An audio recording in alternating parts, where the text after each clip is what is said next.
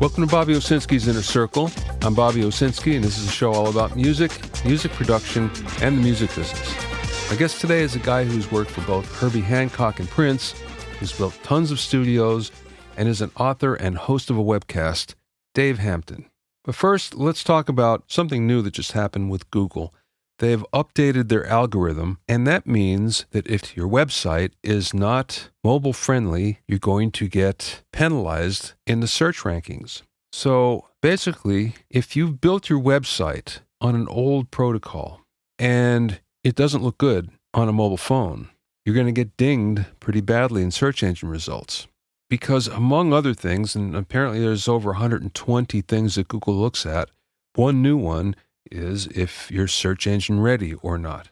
So how do you tell if you are or not? Well, there's two ways. One quick way is to just call your site up on a browser and then take the browser and move it all the way to the left. In other words, close the window so it goes all the way to the left, as far as it will go. And if you can read what's there, then it's probably mobile ready. If you can't read it and it looks all scrambled, then that's probably not going to work. You're going to get penalized. There's a better way to discover this. Google actually has a tool that you can plug in your URL, and it will tell you exactly what the problem is, if there is a problem. And this is at google.com/webmasters/tools/mobile-friendly, and I'll include that down below in the notes. If you call up that site and you put in your website URL, it will analyze it for you. And it will tell you, yes, you're good to go. It's mobile friendly. Or the good thing is it will tell you if you're not, and it will tell you why, and then it will tell you what to do about it. So Google's actually being pretty good about this. Usually it doesn't take much to actually fix a website unless it's really, really old, in which case you have to update it anyway. Try that out, see if your website is good to go, mobile-wise or not. If you have any questions or comments, please send them to questions@bobbyoinnercircle.com. Don't forget about my new coaching program. It's called 101 Mixing Tricks, Big Studio Tricks for the Small Studio. Go to 101mixingtricks.com to learn more. Now, we all work with guitars, one way or the other. Even if we don't play them, we record them. They're part of just about every record, and we're talking about electric guitars, not acoustic guitars. You might wonder why guitars sound the way they do. A lot of it has to do with the pickups. Not everything, but a lot. And there's actually 9 different things that determine how a pickup sounds. Okay, number 1 is the number of windings. So basically what it is this coil of wire that's wound around a bobbin, which has a number of magnets in the middle. And what happens is the more turns of wire around the bobbin, the louder it is, but the less high frequencies. So there's this fine balance of how many turns. Do you want more highs or do you want it louder? That's one thing. The second thing is the type of wire, because it determines the resistance, and that's a big factor in how it's going to sound. Once again, the highs versus how loud it's going to be. The third thing is the type of winding. And in the old days, they used to hand wind. There's a winder that you would get, and basically a person would just wind it. So you'd have 7,000, 8,000, 6,000 turns on a bobbin. The thing about winding it by hand is you get uneven winds. And the good thing about that is it changes the capacitance, which again will change the sound of the pickup. And sometimes you get just a magic sound from it. The way we do it today is there are machines that will wind a pickup very, very precisely, and they're all the same from pickup to pickup. The good thing is they all sound the same, and if you get something that you particularly like, you can always replace it, no problem. The bad thing is there's just not that magic that there used to be because of some lucky winding that happened. Number 4 is the type of magnets, and just like with speakers, there's different type of magnets that they're built around. Alnico, neodymium, or ceramic. And of course, that's going to change the strength, which is going to change the loudness versus, once again, how brilliant they are, what the highs are like. Number 5 is the strength of the magnets.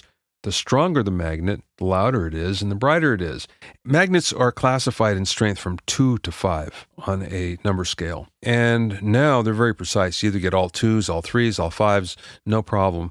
But in the old days, they just have a bunch of magnets and someone would reach over and grab a bunch, and they weren't necessarily classified 2 through 5. So once again, you'd get something magic sometimes, and sometimes you get something that wasn't, which is why old vintage guitars, some of them are just magic sounding. They're great, and that's because of all these irregularities. Sometimes it really works, and sometimes it doesn't. Number 6 is magnet height, and of course, the closer to the string, the louder it's going to be. Number 7 is a pickup cover, and you've seen lots and lots of pictures, or you've seen people with instruments that have, especially Gibsons, that have the pickup covers removed. Well, the pickup cover is there for a reason, and that's there to decrease feedback at high volumes. Doesn't do too much at lower volumes, but at high volumes, it makes a big difference. So sometimes people will say, well, get rid of them and it sounds better. It's marginal, but it does make a difference. Number 8 is the pickup potted or not. Potted means, is it dipped into a vat of wax? And there's a reason why they do that. Pickups can be microphonic, meaning that they'll act like a microphone. You can actually talk into them. By potting them, by dipping them in wax, you pretty much eliminate that. And it does change the sound as well. Some people like microphonic pickups. So again, that makes a big difference. Number 9 is, what kind of volume control are you using? The potentiometers, the resistance of the potentiometers makes a big difference. So in other words, the higher the resistance, the more highs you'll get. And just to give you an example, Fender guitars usually use 250K potentiometers, while Gibson uses 500K. And there are some guitar manufacturers that will use up to 1 mega ohm. Again, this will make a big difference. Sometimes you can make a difference in your guitar by just changing the pots. So those are the 9 things that affect guitar pickup sound. The number of windings, the type of wire that's used, the type of winding, the type of magnets, the strength of the magnets, the magnet height, if there's a pickup cover or not, if the pickup is potted or not, and the type of potentiometers that are used. My guest is Dave Hampton. He's about as multifaceted as you can get in the music business. He's built studios and ran the technical operations for some of the biggest stars in the business, including Herbie Hancock and Prince. He's also an engineer, and he's the author of 2 books, and most recently, the host of the Everything Audio webcast, and that's sponsored by Waves. I spoke with Dave from one of his clients' studios in Los Angeles. So, Dave, thank you so much for being with me today. I appreciate it. I wanted to have you on for a long time, and now's the day. Yeah. Thanks for having me, man. You're a man of many talents, from tech to engineering to being an author to now being a host of a webcast. You do a lot of stuff. But tell me how you got started. What's your first gig in the business? Wow, my first gig in the business. My first gig in the business was doing 2 things: syndicated radio shows and Armed Forces Radio. Technically, if I want to say what was my first gig, before that, I was just a kid who went to tech school, who went to school for electronics, and I was in there just to major in electronics. I was going to do aerospace electronics, and I started to, actually. And I had some friends who were going to a local school. They didn't want to do their homework, and they were taking this experimental course called Electronic Music and Recording. They had to take a electronic circuit, and they didn't want to do their homework, so they knew the geek kid that did electronics. So they'd all pay me $5 and I'd do their homework. And one day I went to school with them because I just wanted to see what this thing was I was doing. And I went to a synth class with them. The teacher handed out a block diagram of the ARP 2600. And I just saw it as a sound generator and a block diagram. So I just went right to it and just started programming. And the teacher was like, wow, you're really good at this. I'm going, well, it's just a signal generator, Yeah. And so everybody's like, wow, you should think about coming here. So, I just hung out a little bit more, saw what it was. And it looked pretty interesting. And so at that time, you could just go in one of 3 or 4 disciplines. And I said, you know what, I'm going to try this electronic music and recording. So I transferred over to the school and started taking electronic music and recording. At a certain point, I really liked it, declared what was called a special major at the time, combined a couple of departments and came up with a way I could study that and major in that. And then At that time, there were boxes starting to be made in Venice, California, called drum machines and synthesizers out of a company named Oberheim. And they were pulling students from this course to work there. And they pulled a classmate of mine named Marcus Ryle. Then they pulled a classmate of mine named, everybody knows him now as Cholitos, and he was actually my guidance counselor.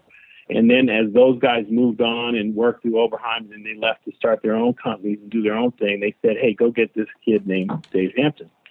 So I left, finished school. At that time, I think I had taken a job because I was expecting the first child. And I was working at Hughes, I think, on missile guidance systems.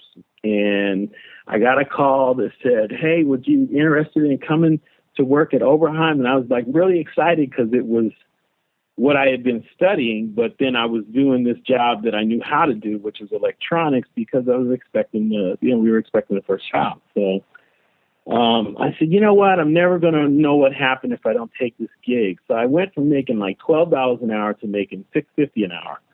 But I never looked back. I didn't. The minute they said, well, we offer you $6.50, I said, I'll take it. And never looked back, man. It was good. I spent about 5 years there and learned a whole lot from Tom Oberheim and all the guys. And this is during the time where we were all involved in introducing MIDI, with sequential circuits and all these other folks. And a lot of breakthroughs were coming because the microprocessor was entering the control room, Right. And so my background is heavy analog electronics. My background, when I was in school, I also wrote papers on building. I said, one day you're going to be able to build a studio in your home. So I took my little bit of grant money and I built a studio in my mom's garage. It's still there to this day. And I started doing that. And then I got out of school and the business changed, and I ran into a couple of producers who were going to build studios, and I gave them a hand. And all of a sudden it turned into something that more and more people were doing. And then it would turn into 2, 3, and then it turned into a lot more because nobody was servicing the people on my side of the town, in my community, in this case in Los Angeles, from San Pedro to Wilshire Boulevard. Nobody was servicing their needs if they wanted to have some kind of a musical setting. It wasn't enough money for them. So yeah. I probably built about 75 studios between San Pedro and Wilshire. No kidding. I had no idea. Yeah, because for churches, for all kinds of organizations, for some in inner city programs, and just a bunch of different places, some for musicians. And then I eventually did a facility for an artist, and someone took notice. Mix Magazine did an article on it, and that brought me to the minds of some other people. And then that's slowly how all this time I'm still working in the music business, still doing custom electronics. I stayed at Oberheim for about 5 years, but I was also at night programming records, showing people how to work the machines that they would buy. So, from 7 in the morning to 2 in the afternoon, I would be making synthesizers and drum machines. From about 4 in the afternoon to midnight and 1, 2 o'clock, I would be in the studio helping people program for records. Wow. So I was cutting my teeth at the same time but I really liked what I was doing. I really liked the electronics of it. I really liked the fact that you could help people get to what they were trying to do with these instruments that were so new, and I didn't know that it was going to turn into a lot of the things it did. I didn't know I'd meet half the people I met, and gosh, I between touring, doing all kinds of situations, doing orchestra dates, because everybody was using synthesizers, samplers, and sound modules to bring in cost-effective creation. Yeah. And so you were finding a lot of situations where you had one guy doing scores for 2, 3 TV shows, and you had another guy who was one of 3 big synth players for an orchestra. And so, there were a lot of different ways that if you had technical proficiency, you could make money. So I really didn't even let a lot of people know that I could engineer until about 15 years into my career, because I noticed that having a lot of technical knowledge was very scary to a lot of other people in the room. I'd show up to show them how to use a synthesizer or a drum machine. The first question a musician would ask me is, do you play? Yeah. Which was code word for, are you here to take my job? Yeah. So I kind of just tended to not. I just tended to blend into the room and just try and be as efficient as possible. I never used cards because I remember this was before the internet, and I always did word of mouth. Because I believe if somebody would see me or get my number from somebody, then they kind of knew what I did, and it didn't have to be a hunt to find me. It was just okay, and I could get past some of the things that people do, just to try and engage your services. See, I had much the same background because I had a technical background with a degree in electronics and everything, and could do all that stuff as well. I could do the maintenance and everything, studio maintenance. But I, very early on when I got to California, I thought that I think I either have to be a maintenance guy or I have to be a musician or an engineer or whatever. Because if I get typecast as a maintenance guy, I'm going to stay there forever. I was afraid of that anyway. So I just cut it off, and I didn't tell anybody I had any kind of skills other than doing it for myself. Right. Well, I think it's a choice. For me, I really like what I was doing. I investigated getting into the union, but I felt like for me at the time, I was like, wow, the union thinks he's kind of funny. You can't get a job unless you're in the union. You can't be in the union unless you have a job. Exactly right. So Still like that. Wow. And then they say, well, you really want to get in, you got to go empty trash cans. I'm going like, okay, 2 years of trade school for electronics. I've worked for IBM. I worked for Hughes. And then I go for electronic music recording. I worked at Oberheim's. And now I need to ask somebody to empty trash cans. Yeah. I'm going like, I think there's another way. I think there might be another way. So I kind of held out for, I don't know what it is, but I know that I'm not going to try that. I'm going to try some of these other things. And I would just try and farm the work that was coming to me on that side of town. And eventually it got me across Wilshire. For anybody in your audience who doesn't know what Wilshire is a big street in Los Angeles. And then for me, I'm from the inner city of Los Angeles. So to all of us growing up, Wilshire Boulevard was the separating line between, where you lived and the big time and Hollywood and everything else. So the minute you went beyond Wilshire, that was like a big deal. So, it was needless to say, it took a little while, but like I said, I really liked what I was doing. I just kept my head down.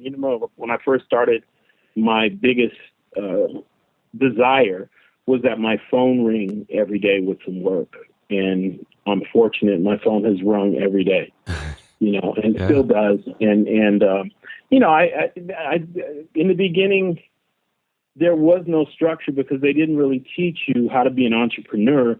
You just had to do business, do DBA, do business ads, and eventually that took off and you kind of wrap it around. You figure out how to do more and more. And, like I said, my first real gig, I was doing Armed Forces Radio and I was doing syndicated radio shows like Music of the City.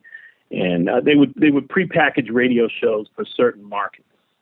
So let's say for down south, they wanted a 9-part series about the blues, right? Mm-hmm. Then we would bring in some celebrity voices. They would read the script. I'd record them. Then we'd back that it with some music. And this time when you did radio shows, the inevitable thing that would happen is you would print a record. And then in syndication, that record was sent to the local radio station. Once they bought the show, that set of records was sent to the radio station, and that was what they rolled at the radio station when they ran the specials. So we were involved in the recording process, but we were actually doing radio shows. Yeah. And the Armed Forces Radio was the same way. You had tones at the top, and you have Armed Forces Radio DJ comes in, does the in and out of the songs, and you record the songs for a certain length. At the end of the thing, it has a tone. And, you just have certain things you have to do for the requirement, but it was engineering and it was audio, and I loved it, man. I was a different kind of kid, man. I really used to get off on all the things that happened in the background. If I went to a concert, I had more fun watching the set change than I did the show sometimes, because I loved how when the lights would come up, they'd take all the opening act stuff off and then they'd go, get ready for the main show. And I'm like, oh man, look at that, and And so I've just always been that kind of person who was fascinated with the support role. And I think it's very important, man. I think, to this day, I love it. I think that ability to serve has gotten me more opportunities than I think anything else. Well, how did you get the job with Herbie? How did that come about? Through Mix Magazine. I think I did. It was either Mix or EQ. I did a studio for Babyface. I rebuilt the original ABC Dunhill studios for Babyface and his wife at that time. And they did an article on it, and one of the people who worked with Herbie read it, and they wanted to make changes. He had just gotten a new console. They wanted to make changes in the control room. And after I finished the studio for Face, they'd asked me to stay on for a couple of years and manage it. So I did that, and then I got a call, and they said, yeah, Herbie Hancock wants to meet with you. So I was like, boom, I was out the door. But most of the people who there were so young, they didn't know who Herbie Hancock was. And these are some of the writers now. Babyface, of course, knew who he was, but a lot of the writers and the people I was working with on a daily basis, they didn't realize who he was. And to me, he was a figure from my childhood because when I was growing up, my dad had a really big jazz record collection. And Saturdays when we had to do chores, he would pull out Miles Davis and Herbie Hancock records. Wow. Right? Yeah. And you had chores, and you had about 6 chores you had to do, and he would start the record. And as you completed each chore, you had to mark off where you were. So I listened to his music all throughout my childhood on Saturday afternoon. Wow. And so without even knowing it, because my father died when I was 19, but without even knowing it, he trained me for the 2 jobs that I do now, one of which was 12 years I was with Herbie. But now, today, the other thing I do is I work very closely with the estate of Miles Davis. Yeah, right. So it's very interesting, just some of those things that happen. But yeah, we didn't have any TV, we didn't have any kind of entertainment in our house. All we had was a record player. We didn't even have furniture in the front room, but my dad had a ton of jazz records. I love it. That's great. Yeah. Yeah. Well, tell me, how did Herbie work, or how does he work? And he has the best musicians. Mm-hmm. All the time. And I'm just wondering, so is there a lot of overdubs or sweetening when he works, or is it just like normal jazz records where they play it down? And this is some time because I'm removed from there. Coincidentally, the guy who got me into college took my place when I left in 2005 to work with Prince. My best friend from college took my place, and he's with Herbie today. Yeah. And so I think, when it comes to a lot of stuff we did, he's very spontaneous. He's very, do we do overdubs? Yeah, we did some, but it would take a lot. A lot of times it was just, depending upon what it was, piano stuff, it really didn't take that long. It really is just about the right setting and making sure everything was right from start to finish. That used to really amaze me too, especially working with him and Wayne. We did like 1+1 right at the house, and we recorded that whole record at the house. And some of the things that they would do, just the two of them, is really just so intuitive because musically they know each other so well that you're just a fly on the wall, man. That's the first thing you learn is hit record. Hit record, just get everything. Get everything, because you never know when it'll happen. But a lot of the other stuff, doing film and doing some of the other stuff, he's just very spontaneous, man. And he's very generous, depending upon the configuration. He knows who he's playing with. He knows how to play to them, with them, and around them. If it's a singer, he knows how to play around the singer and really hug them up and accentuate what's going on. I think that's why on Possibilities, we came back. I flew back from working with Prince to work with some of the guys on the one song for Christina that we did at the house. And that was the one song off of Possibilities that actually, I think it did something, got a nomination or something, but it was just one of those things. He really understands so intuitively how to switch it on. And in turn, he picks the right musicians to play with him. And so what it does is he knows how to make use of everybody. But I like the non-musical communication. That's what I learned. If there's any one thing I learned from Herbie, it was non-musical communication. Yeah. Well, and as it's an funny. Engineer, Well, yeah. It's funny because it's so important, and especially young musicians, they don't understand that. It takes either you have it or you never understand it. It seems, you know. Yeah. I mean, for me, I had to adapt my skill set because I was not a player. You know, at the time I took my classes in college, they used to require us to do sight reading and to play. Yeah. And for me, who was technically proficient, but I was not a musician per se, I had to learn some of these things. But later on down the line, you know, and I speak to you now from the home of a great orchestrator named Benjamin Wright, when I'm doing a session for something like a Justin Timberlake record, and he pulls out a chart and puts it in front of the mixing console, I'm so glad I was required to do these classes. Yeah, no kidding. Because and as I go throughout the country sometimes and look at music schools with recording flow programs, I always notice that when you have a recording program and it's closely attached to a music school, you have a very, very good kindred relationship between the two things. Everybody understands each discipline. When you have recording programs that are out in the open and sometimes they're not necessarily attached to music programs, sometimes you find a lot of disconnect. And I really think that the two they just go hand in hand. It helps you so much to understand and look up from learning Pro Tools and all these other things and watch people integrate with one another when they start to play their instrument. Because if you don't learn how to look at people as an engineer and watch when the non-musical cues happen, when somebody's just feeling what somebody else is playing, you know, and but you got to look and see. Don't look at what they're playing as far as their hands. You need to look at their face. Yeah, you need to look at their feet, you know. And then all these things we learn, and we learn it in the studio, because when we go live, and I mix live too, you need those as cues when you're in the back of house focusing on your band and you're, 150, 200 feet away, mix in front of house, but you need to know when it's going to happen. And if you think you see it versus no, you see it, you gotta learn your players, you know. And in Herbie's case, depending upon what kind of music we do, at that time we had different lists that we pulled from for, let's use this combination, and he would just ask for it. Yeah. How did you get the gig with Prince?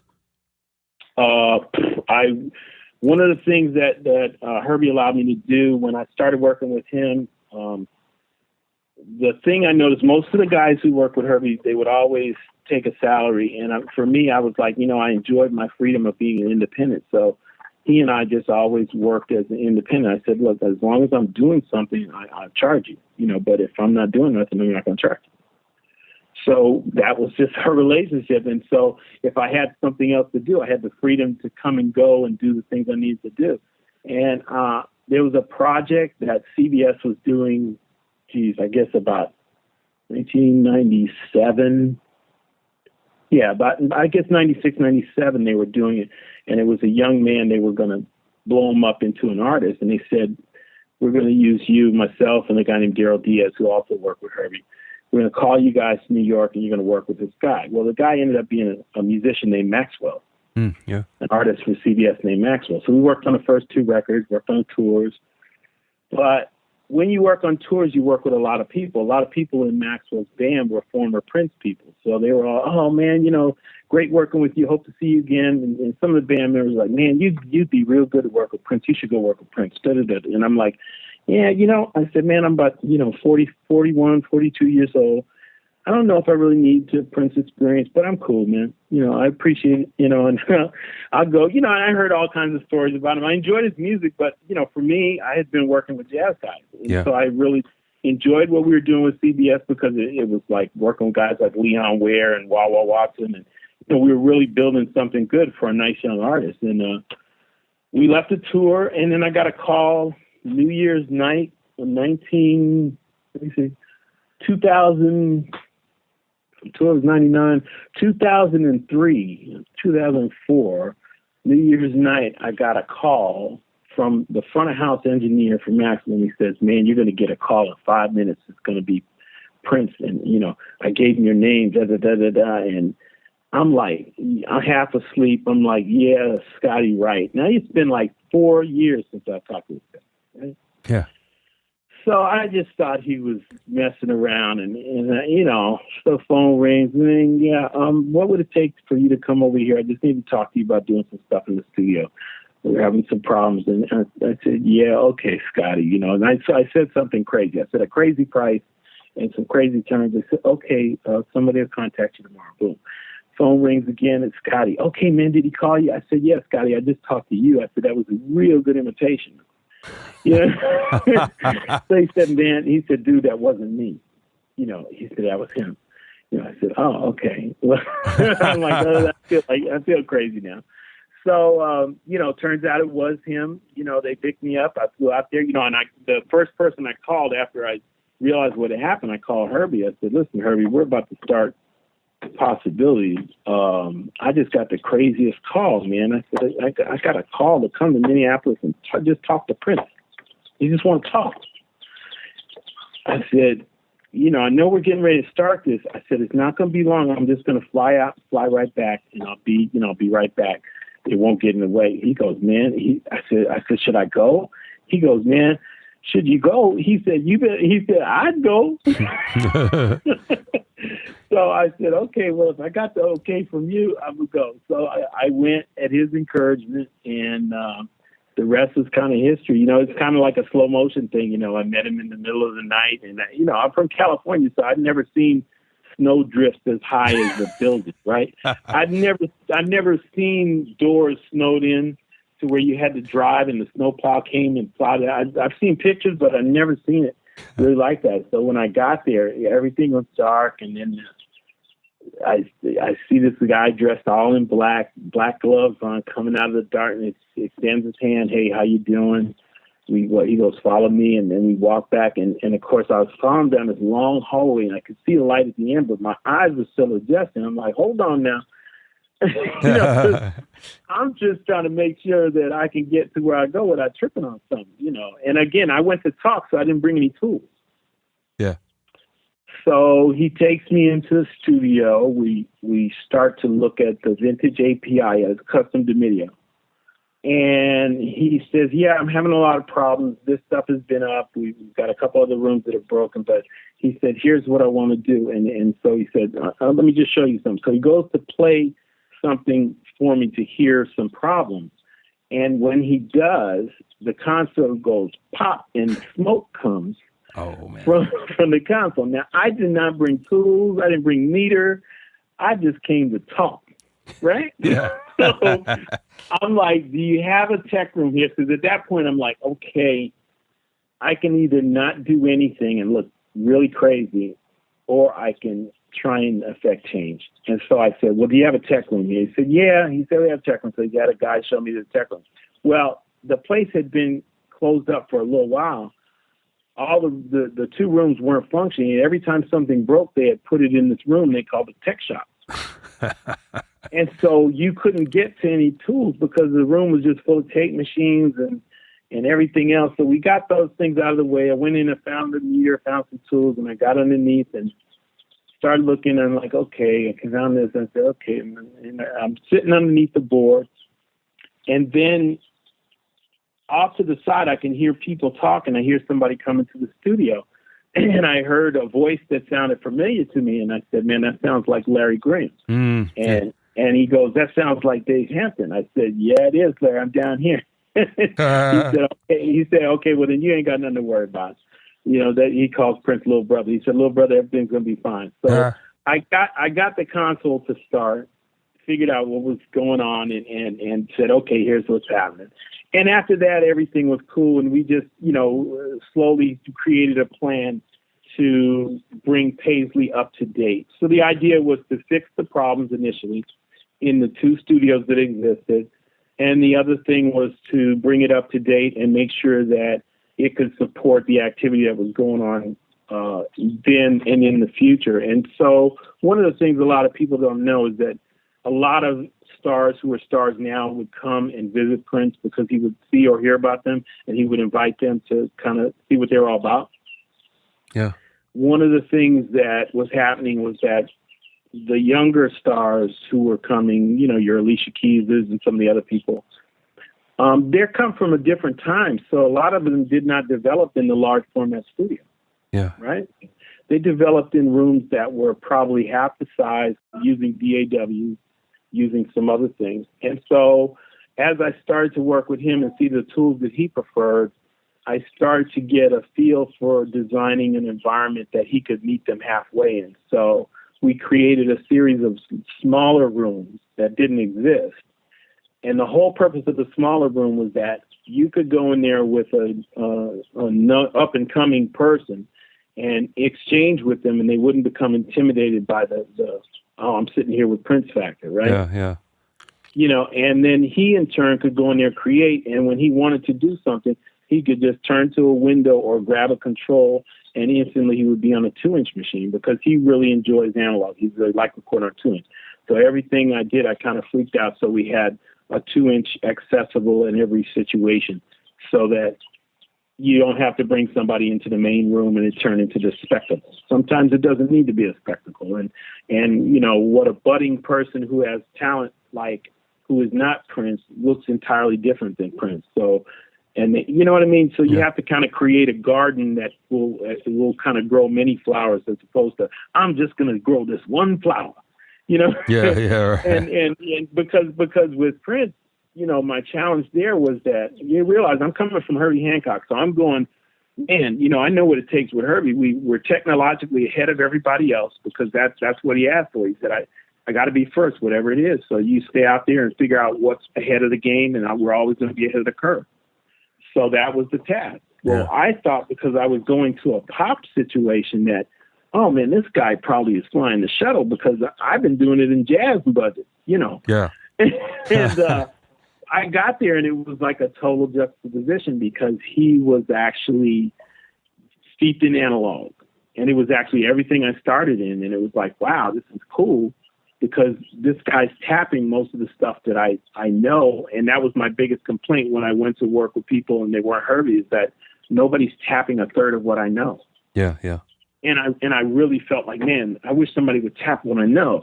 And man, Minneapolis was that and more. And so it tapped what I knew, and we had a real good relationship, and still do. And I got much respect for him. Now I understand all the stories that I hear people saying, that wasn't my experience. He had a great respect for myself and the crew that we brought in there, and everything that we did to bring about the changes. When I got there, it was one room working. Paisley was originally 2 studios. A soundstage. When we left, it was 2 large studios, 3 small studios, a video edit suite, a seamstress shop to make all the clothes, a hair parlor to do the hair, rehearsal stage, as well as the main area, which is about as big as an airplane hangar. Wow, that's huge. It's a pretty big place. It's a pretty big place, and it's a big responsibility, but I really enjoyed it. Part of the agreement for me was that, I worked in secret, and I didn't mind that at all, because, when I probably worked there for about a year and a half before the industry knew that I was working with him. Yeah. And that was the best thing that he and I could ever kind of dreamed up, because I had implemented most of the changes by the time the outside world had figured out what was going on. And then you don't have everybody trying to poo-poo what you're doing and give opinions. Yeah. I think the biggest thing that happens is everybody wants to look and see what's going on, and they want to act like they're the most smartest. And, well, I think this and I think this. And we weren't thinking about anything. I was just going about filling the place with the tools that he asked for and needed, but not doing it in a way that was anything but efficient. And so I think it was better in the long run, because then he could just come in, create. And that was the whole idea, to come in and create and do what we need to do. I mean, the other thing is I had a really good team. I had picked engineers who were from different disciplines. So I had a Motown guy there. I had a guy there who was steeped in hip hop and done a lot of Tupac records. And I had my longtime friend Khalid Glover there for data, as well as for the stuff that he is done in particular with high profile artists. Yeah. I just wanted a full palette for him to choose from. And we had some really good young engineers that were there too, who were from the Minneapolis area. And I wanted them because they were familiar with the sound and the pace of the community, and they were familiar with the history. Yeah. To me, history is a big thing, and coming from somewhere, especially 12 years with Herbie, the one thing I understood about my career is that I don't know why I'm placed where I'm placed.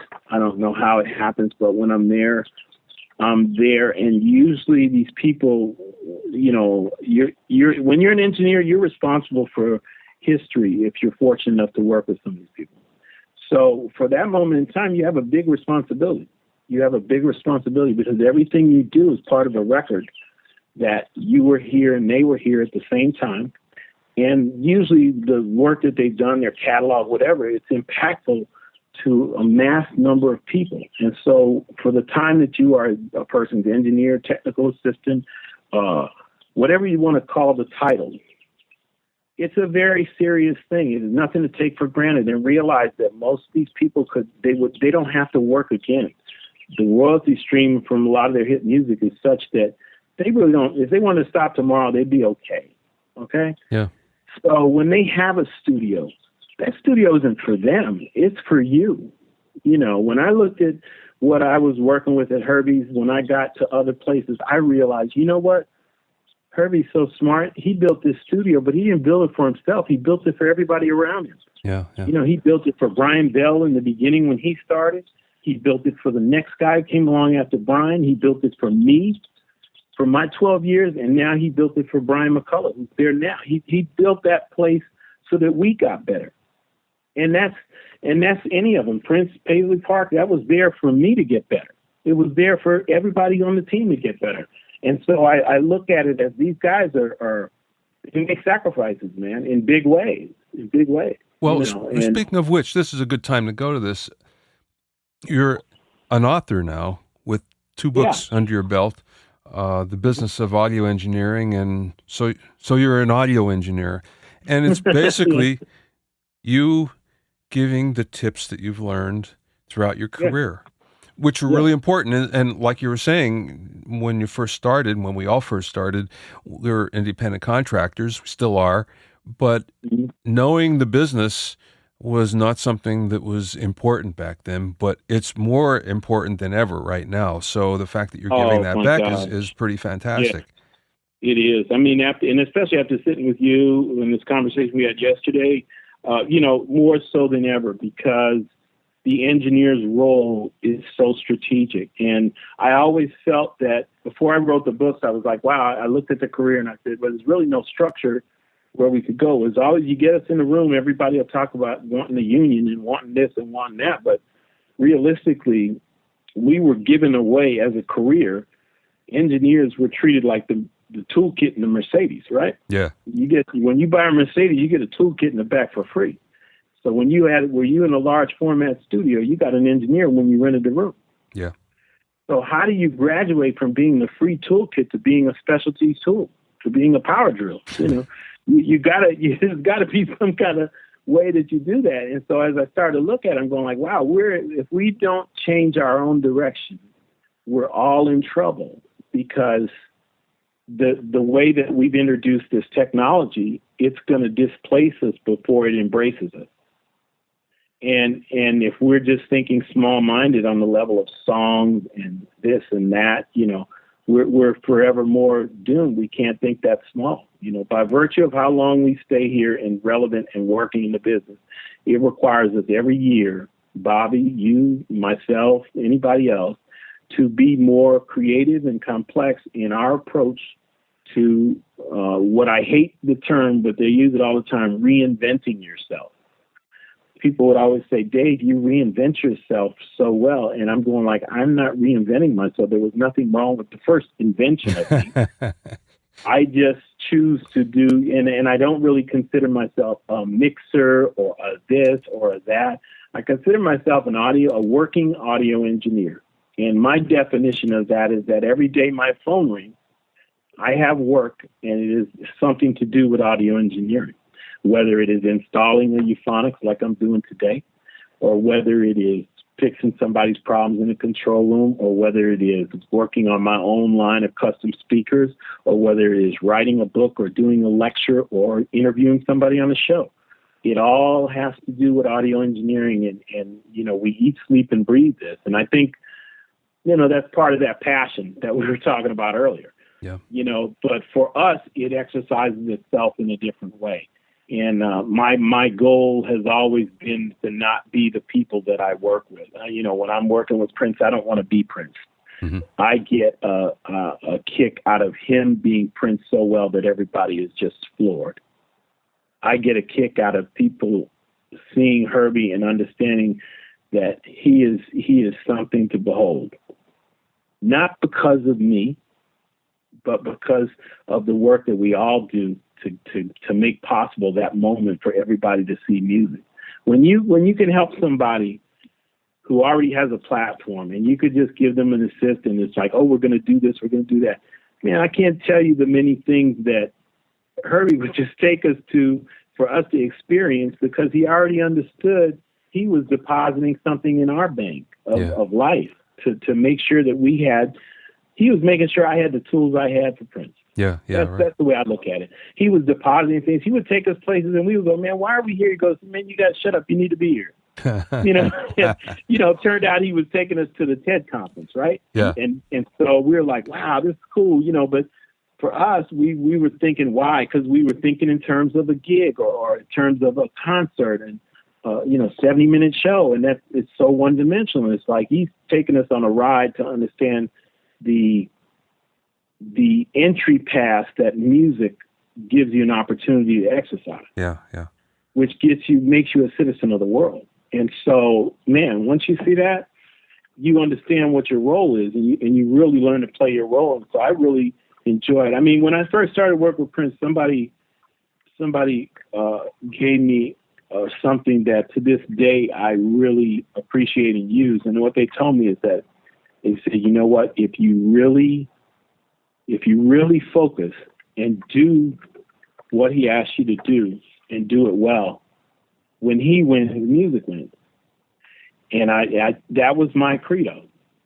As long as I work with him, it's like when he wins, music wins. So when I go to work with him and we do something, I'm not doing it for the glory of him. I'm doing it so that people can have the experience of seeing music. There's very few people I've been able to work with, and I can count them on one hand, where when you're behind the console and you're looking in and watching what's going down, or you're in front of the house and you're mixing, you actually get to see music. Yeah, right. And I know you know what I mean. I do.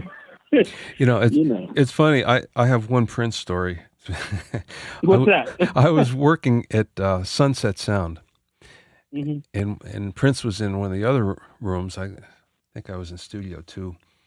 And there's a basketball court out in back.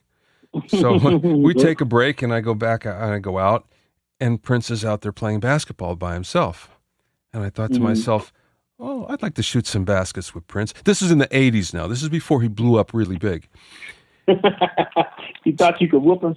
well, I just wanted to play with him, So I get about 10 steps towards him, and out of nowhere, this huge, gigantic guy stood in front of me, and kind of like the Jolly Green Giant, and he looked at me and he said, "Prince don't want no company." I said, okay, I guess he wants to shoot by himself. So yeah. I never did get a chance to meet him, and I thought, in the time I spent at Sunset while he was there, that we'd run into one another, but it never happened. He was definitely, even then, he wanted to stay by himself. So yeah. Those are different times. He was a different guy. That was Big Chick that you saw, and those are the early years. Yeah. I think that who I met at 44, when I was 44 years old, he and I were in the right place and time in both our lives to be really productive together. Yeah. Because I was in the don't take no shit phase in my career. Yeah. I really was very content to work out my days working with guys like Wayne, Herbie, Marcus Miller, and I really enjoyed that jazz thing. I really enjoyed all that stuff. And it was such a challenge. But it was for me. It was what I wanted. It's such a, man, that one experience gave me so many confirmations in my life. I have a 7-year-old daughter, right? Yeah.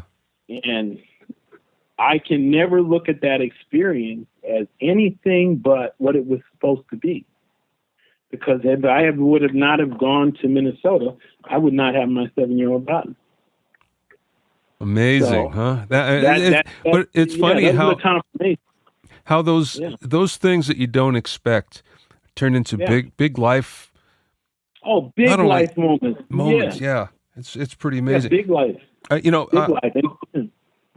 I don't want to keep you too long here, and I'm cool. But I do want to hit a couple other things. Yeah. Reftone. Yeah. How did that come about? And for those listening, Reftone is a new version of the Aurotone, which we loved so dearly and hated so dearly at the same time back in the 60s and 70s. How did that come about? Well, it came about because I was doing a lot of custom rooms, some for artists who had a lot of success, and they had a lot of success when there was limited selection in gear, some of which who were leaned on Auratones. They would go to the studio, they'd work with somebody, they'd see some Auratones and some NS10s. So when they built their home studio, they had Auratones and NS10s. Well, Aurotone went out of business. I think the guy died. The family didn't want to continue the thing. So a lot of people still use Auratones, but they use replacement drivers, or the body of it was so cheap it would eventually fall apart. But I was going around in publicizing the book, and I was visiting colleges. And since the advent of teaching engineering and Pro Tools came about, I was noticing as I started to work with younger engineers, there are some reference things that they were not aware of until they came to work with certain of us who are from that era. The two things I noticed is that they were not being taught mono referencing in a structured way. Mm-hmm. They were not being taught low volume monitoring for placement and accuracy. They were not being taught specifically the relationship that we have in decision making to the mid range. So those three things made me go, you know what? And the fact that I said, you know what? I'm not getting any younger. I was back from, Minnesota, and I said, you know what? I got a kid. She's going to start school in a little bit. Let me get all my ideas out of my head. And so I built some prototypes, and I sent some to some schools that were teaching people about audio, and I sent some to, so the students didn't know that much. And then I sent some to some broadcast people who knew everything about audio. Mm-hmm. And I said, do me a favor, make some decisions with these and tell me what you think. Just put them here and just see if you're happy. And I got feedback, made some changes. I gave some to a couple mastering guys, a couple mixers I gave some to. And I got feedback to all the things I need to tweak it up. And then we made some changes on sound testing and the drivers. And my focus had been on designing something that could be put into a situation of, be it laptop service, school, broadcast booths. And it was not designed to be super pricey. It was designed to fill a need, which is I need a way to make my mid-range decision because I'm doing this kind of work. And we're in use all over the place. We're in use in broadcast booths. They use us exclusively over at YouTube facility. They use us at Jimmy Kimmel's show. They use us at Tonight Show when they were on. They use us. They use us Letterman, a couple other places, mm-hmm. because these guys are all broadcasting music, and they need a way to make sure that the broadcast transmission is cool. They also need a way to discover poor compression. With the advent of plugins, we have a lot of people who have poor compression habits. So as a result, if you use some hype monitors, and I'm not going to mention the two brands, mm-hmm. but those two brands in particular keep our brand in business because they're a big choice because they're very hyped monitors. They make everything you play sound good. Unfortunately, they mask that poor compression. So if you're monitoring through those on the broadcast line, you will let through some bad compression unless you're able to check it. So we're in use there. And, it just turned out to be a winner. And again, we kept to the paper driver principle, but we spent a lot of time on the enclosure.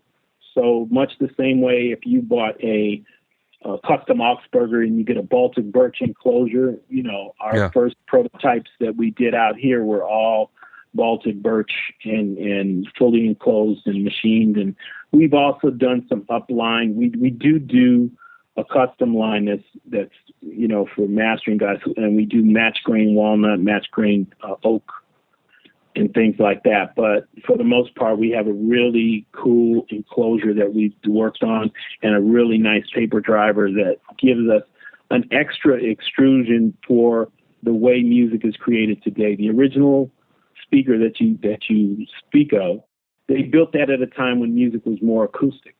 And today, within the last 5 to 15 years, music has undergone a change, and a lot of the things that generate the sound are artificial. They're wave tables and partials and all these other things, which does a different amount of wear and tear on a driver because the signal being generated is not necessarily acoustic, but it is nevertheless going to fatigue your driver a different way because it's being generated now.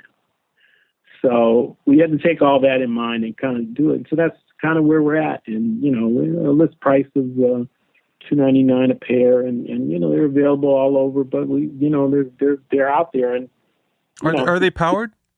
No, they're not powered. They're passive because I wanted to give people the option to understand the signal flow and the chain. If you go to our website, we have suggested amplifiers. So if you want something, if you're in the studio and you want to power them with your Brysons, you can. You want to power them with your Crowns, you can. We give you the call out. But if you want to take them on the road, we've got some out, and with all the shows like in Vegas, Mariah Carey's people use them. We've got them out with a couple of sound companies, and all their guys who are doing playback and doing any kind of stuff, they're using them too. So it's, and they have small amplifiers that they carry. We have music directors who use them. They take it back to the hotel. They can make some quick edits. Yeah. A lot of times when you're doing live shows and you're using samples or tracks or stems, you're dealing with dry files, right? Yeah. So you need to make an adjustment on a dry file. You need something that's going to give you, again, that mid-range, because when you're dealing with audio playback for live performance, you're dealing with accelerated volume level of material. So you're trying to get clarity over volume because you're playing back in a hockey arena or, you're trying to get these things achieved. Well, it starts with your core decision-making tools. And again, that mid-range is such an important area for all of us that we have to look at, the reason why I did what I did is because going to the schools allowed me to look at how people learn now. And people learn differently now. So they feel, a lot of young engineers feel that Pro Tools is audio. Yeah, right. And so they'll operate with a very demonstrative attitude, like they know it all because they know all of Pro Tools. And it goes way beyond that. But how do you make somebody who thinks they know it all understand that they need to know a little bit more? Well, you can't get into a fight with them, but just get them some tools that they can use and just allow them to back up into the end zone and get the touchdown on their own. Let them pick up a fumble. Well, speaking of which, so you're the host of Everything Audio, the web show that's sponsored by Waves, and you have that same approach where you're trying to bring your audience along, not only inform them and keep them up to date, but bring them along. And you're not talking down to them. That's the great thing. You've had some really great guests, and I was one of them, actually yesterday, and thank you for that. I appreciate it. But I got to say, it's very cool. It's a great production. You do a great job, and I'm curious how it came about.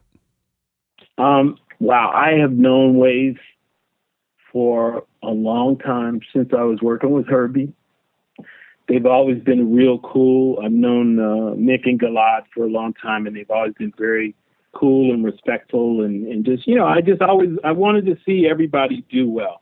And when I was working at Herbie's, one of the things that he taught us was that, when it came to gear, he didn't want to use any gear just because somebody was giving it to him. So we would buy a lot of stuff rather than try and go through this. But if we really liked it, we just would have a relationship with the company, because the stuff worked.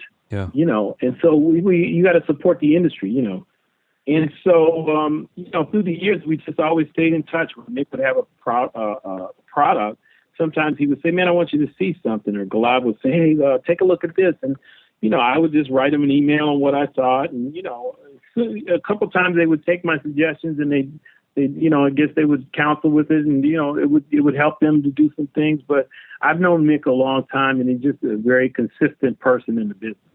He's one of the executives at Wave. And he asked me a couple of years ago, hey, would you guys think about doing a show?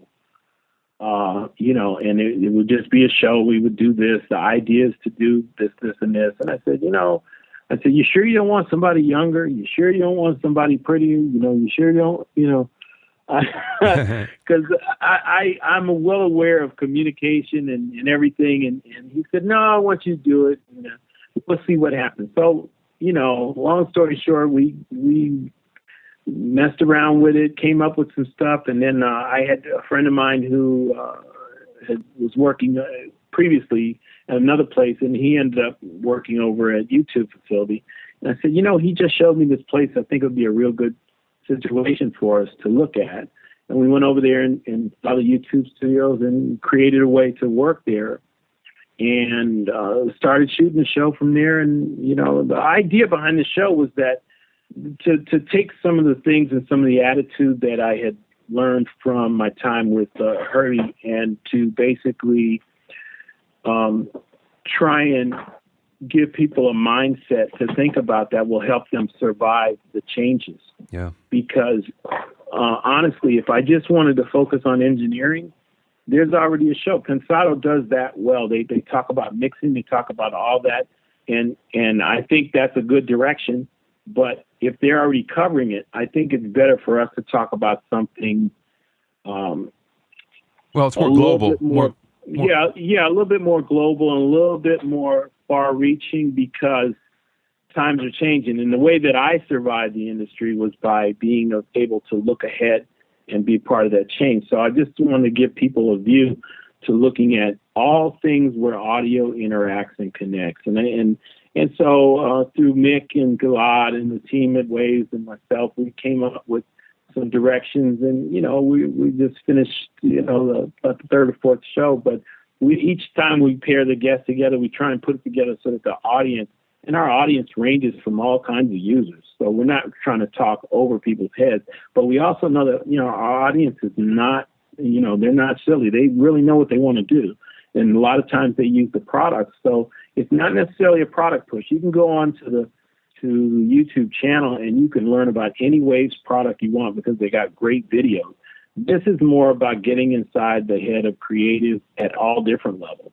Not only people in front of the mic, people behind the mic, but just to see that there are some different careers, there's some different mindsets, to understand that for all of us to be relevant, we got to really understand who uses audio and where it comes into play, and that there's some commonalities. So we don't want to, when you read articles and you see, the recording business is this and this business is this, and we're all in trouble, it's dying. And, those are all things that people are saying. But, Bobby, your phone's still ringing and my phone's still ringing. So I don't know what's dying that they're writing about. Well, So, this is actually a good time for this. Last question for you. What's the best piece of business advice that you've either learned through your years or that you received from somebody? Herbie gave me one lesson that was really good. And that was, I used to make all kinds of plans. He would like to experiment with different new things. My fear as a technical person was that the thing would not work, or it would break at some point, because we were using it at such a young stage of its development. So I would always have a plan B when we went to use something new. So we were going to do a keynote speech for, I believe it was AES. And I had this intricate plan that I had worked up, because we were using, Logic was rewriting software every night for us to do something during the demonstration that hadn't been done yet. And we were going through every night, we get a new version. I'm like, man, if this doesn't work, we got to we got to make this happen. So I had all this intricate stuff worked out. And probably about the third revision of software, he's like, Dave, he said, why don't you just plan on it working? So I'm like, okay, at that point, I put all my plan Bs away, and I just focused on supporting what was going to happen and it working, and everything worked. But ever since then, I don't put all that energy into that secondary plan. I understood he just told me to commit. Yeah, just like he would tell musicians commit to playing, he was telling me commit to what you're doing and make sure that you get it done. So that I really learned a valuable in there. I learned another one, which is that some kind of money costs too much to make. And that's a great one. That's one that I pass on to a lot of people, because a lot of times you have to measure how you give of yourself. And the situation, when I started, I would do anything because it was work and I loved what I was doing. I'm well into this. And so when I do something now, it's because I choose to, because it's an investment past money, right? Yeah. I know, I'm the same way. Yeah, you invest in people, you invest in situations. I'm not a young guy.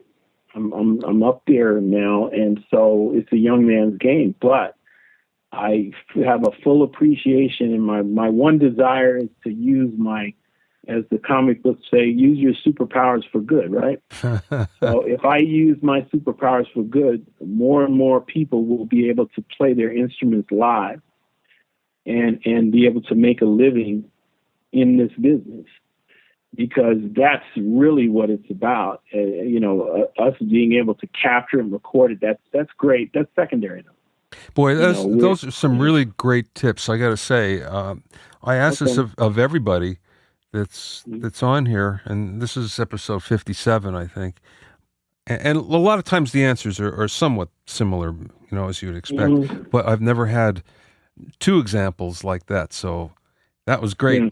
So thank you very much, Dave. Dynamite. Hey, man, I quite enjoyed it. I appreciate it. Man, I appreciate you taking time yesterday, man. Thanks for joining us, and I know we got to do something, man. We got to write a book. So. Yeah, man.